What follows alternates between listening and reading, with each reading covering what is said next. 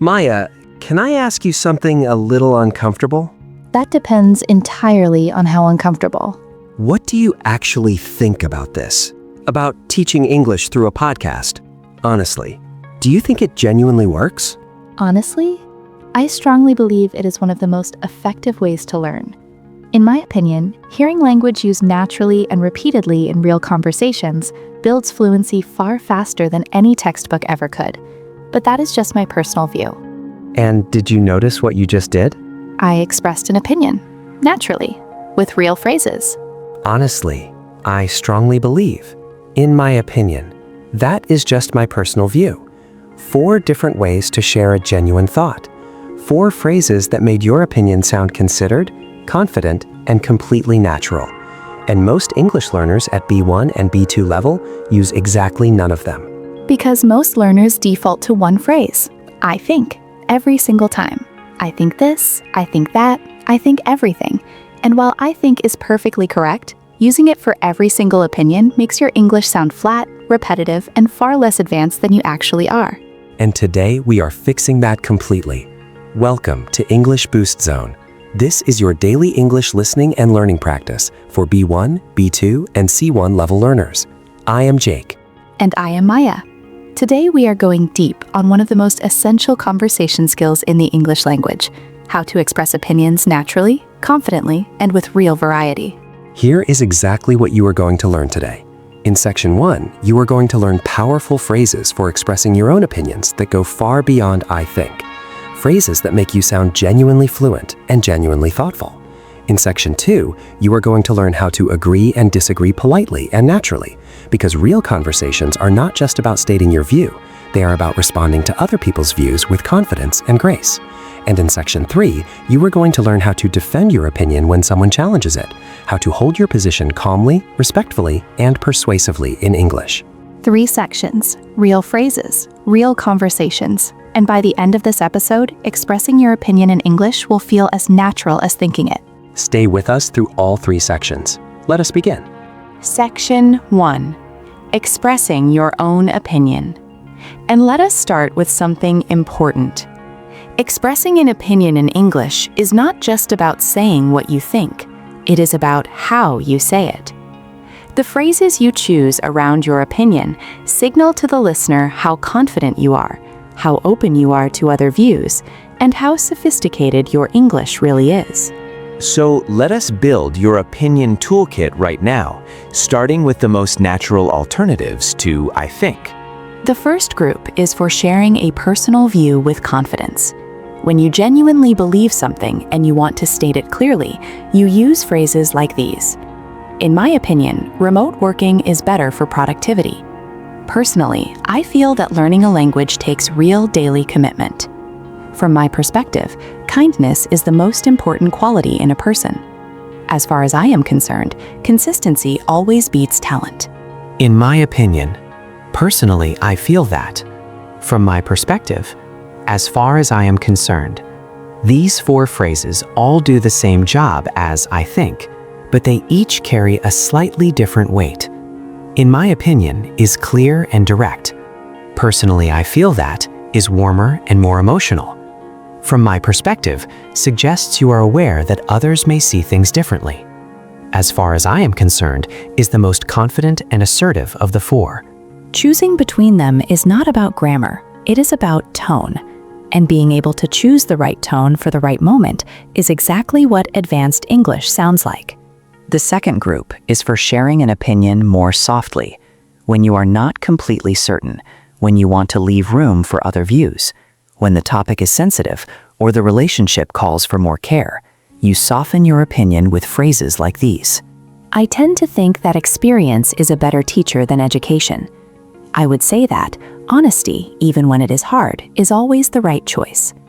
It seems to me that people often underestimate how hard language learning really is. I get the sense that this approach might need some rethinking. I tend to think. I would say. It seems to me. I get the sense that. These phrases are softer and more tentative than the first group. They signal that your view is genuine but not absolute, that you are open to being persuaded. And in English conversation, that openness is not weakness. It is intelligence. It is the mark of someone who thinks carefully before speaking. The third group is for introducing a strong or perhaps controversial opinion. When you are about to say something that you know others might not immediately agree with, you prepare the listener first. I know this might be a controversial view, but I genuinely believe that failure is more educational than success. I realize not everyone will agree with me, but in my experience, hard work matters far more than natural talent. I might be in the minority here, but I think social media has done more harm than good overall. I know this might be controversial, but I realize not everyone will agree, but I might be in the minority here, but these phrases do something very clever. They acknowledge potential disagreement before it happens. They show the listener that you are self-aware and considerate. And paradoxically, that acknowledgement makes your opinion more persuasive, not less. Because people are more willing to consider a view from someone who already understands their possible resistance. Use at least one phrase from each of these three groups this week. In a conversation, in a message, in your English journal. Because opinion language that you practice in real contexts becomes yours permanently. And permanently is the only kind of learning that matters. Section 2. Agreeing and disagreeing. And this section is where a huge number of intermediate learners fall short. Not because they do not have opinions, but because they do not know how to respond to other people's opinions naturally and gracefully. Most learners have two responses: yes, I agree, or no, I disagree. Both grammatically correct, both conversationally flat, both missing the texture and warmth that real English agreement and disagreement sounds like. So let us fix both right now, starting with agreement. When you genuinely agree with someone, here is how you express it naturally at B2 level and above. Absolutely. I could not agree more. That is exactly how I feel about it. You have made a really good point there. That resonates with me completely. I think you are absolutely right about that. That is a really interesting point, and I think it is spot on. Absolutely. I could not agree more. That resonates with me. Spot on. These are the phrases of real English agreement. They are warm, they are genuine, and they signal active listening. When you use these phrases, you are not just saying yes. You are saying, I heard you, I considered what you said, and I genuinely share your view. That quality of engagement is what makes people want to keep talking to you. Now, partial agreement. Because sometimes you agree with part of what someone said, but not all of it. And this is actually the most interesting and most sophisticated type of response in English conversation. You have a point there, though I'm not entirely sure I agree with every part of it. I think there is a lot of truth in what you are saying, but I would add that the situation is perhaps more complicated than that. That is a fair point, and I see where you are coming from, though personally, I would look at it slightly differently. You have a point there, though.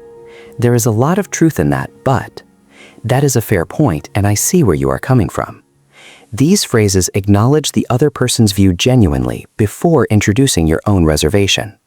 And that acknowledgement-first approach, that habit of finding what is valid in someone else's position before disagreeing with it, is one of the most powerful conversation skills in any language. And now, disagreement, the most challenging part for many learners. Because disagreeing in English without sounding rude, blunt, or confrontational requires specific language that most intermediate learners simply haven't practiced. Here's how you disagree politely and persuasively. I see your point, but I'm not sure I fully agree. I understand where you are coming from, though I tend to see it quite differently. That is an interesting perspective, but from my experience, the opposite has actually been true. I respect your view on this, though personally I would have to disagree. I see your point, but I understand where you are coming from, though. That is an interesting perspective, but I respect your view, though I would have to disagree. Every one of these phrases does the same structural work. It validates the other person first. Then it introduces the disagreement. Validation first, disagreement second. That sequence is the entire secret of polite disagreement in English. And once you internalize it, you will never cause unintended offense in an English conversation again. And here's something I want every learner to hear about disagreement in English. Disagreeing with someone's opinion is not disrespectful. Done well, it is actually a sign of engagement and intelligence. It tells the other person that you took their view seriously enough to form a genuine response to it. The most interesting English conversations are always the ones where people respectfully, thoughtfully, and honestly disagree. Section 3. Defending your opinion. Because here is a situation that makes many intermediate learners immediately back down. Someone challenges your view. They say, "Do you really think that?" Or, "I am not sure I agree with you on that." And suddenly, the opinion you stated confidently 5 seconds ago starts to waver. And you say, "Oh, well, maybe, I am not sure, perhaps you are right." Not because you changed your mind, but because you did not have the language to hold your position comfortably under gentle pressure. Today, we are giving you that language, and we are starting with the most important phrase for defending an opinion in English. I understand your perspective, and I have considered it, but I still feel that my original point stands. That phrase is remarkable because it does 3 things simultaneously. It acknowledges the challenge respectfully. It demonstrates that you are not being stubborn, you actually considered the other view. And it holds your original position with quiet confidence. Use this phrase and watch how the energy of a disagreement changes immediately.